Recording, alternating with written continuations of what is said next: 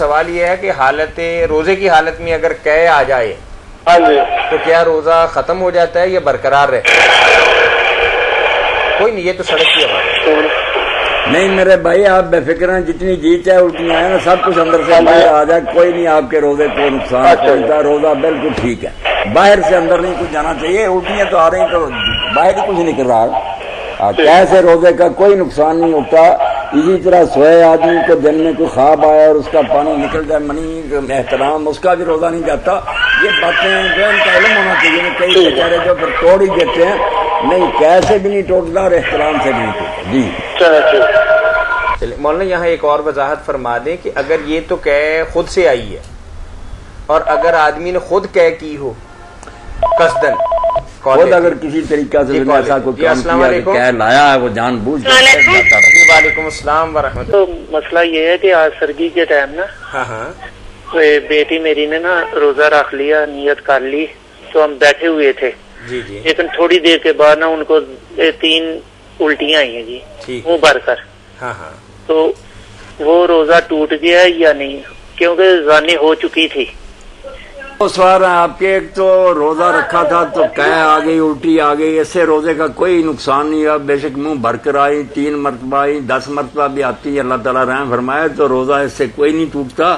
ہاں اگر کسی مصیبت کے وقت خود آدمی قے کرے، کوئی ایسی بیماری ہو کہ دوائی لے کر یا کوئی انگلی ڈال کر نا اتنی طبیعت خراب ہو کہ آپ قے لائے، اس کو قے نہیں کہتے، پھر اس کو استقاء کہتے ہیں عربی کے، خود قے لانا، اس سے روزہ ٹوٹ جاتا ہے، مگر صرف ایک روزہ بعد میں رکھنا پڑتا، جرم نہیں۔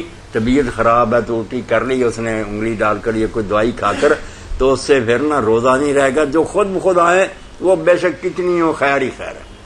دوسری جی میں روزہ رکھنا نا، ہاں جی، میرے الٹیاں آ جاندیاں۔ ٹھیک ہے، ہاں جی، بس یہ پوچھنا سی، مطلب یہ کوئی الٹی آتی ہے تو روزے کا تو کچھ نقصان نہیں ہوتا، مگر یہ بھی سوچے نا کہ الٹی کیوں آتی ہے۔ آپ اتنا نہ کھا پی لیا کریں، میں کھاتا تو بہت کم ہوں۔ نہیں یہ نہیں ہو سکتا کہ کھائیں پی کم تو الٹی آئے، بہت کھا لیتے ہیں، اوور ہو جاتے ہیں، پھر وہ الٹیاں آتی ہیں۔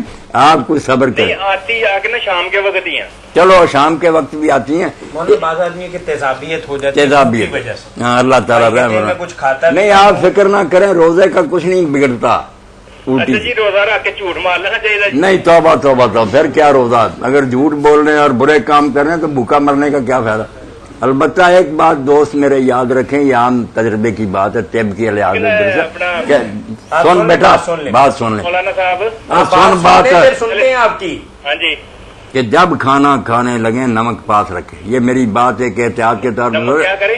اور الٹی نہیں آئے گی، خدا کے بندو سب سنیں کہ کھانا شروع کرنے پہلا لقمہ جو ہے نمک سے ساتھ، اچھا جی، اور جب کھانا ختم کریں آخری لقمہ بھی نمک کے ساتھ تھوڑا سا، باقی درمیان میں جتنا جی چاہے کھا لیں۔ یہ اللہ کے فضل سے آزمایا ہوا، طبیبوں کا لکھا، بالکل 100% درست ہے، کبھی بھی مچھلی نہیں ہوگی، نہ جی الٹا ہوگا۔ کھانا کھانے سے پہلے ذرا ایک پہلا لقمہ نمک کے ساتھ لگا کر کھائیں، اچھا، پھر کھا لیں جتنا جی چاہے، بعد میں جب ختم کرنا چاہیں اس وقت بھی ایک لقمہ نمک کے ساتھ کھا لیں۔ یہ مشورے کی بات صاحب میرے بھائی بہنیں شروع کر دیں، سنت کے ساتھ بھی کوئی نہیں سنت کے ساتھ نہیں، یہ طب کے ساتھ۔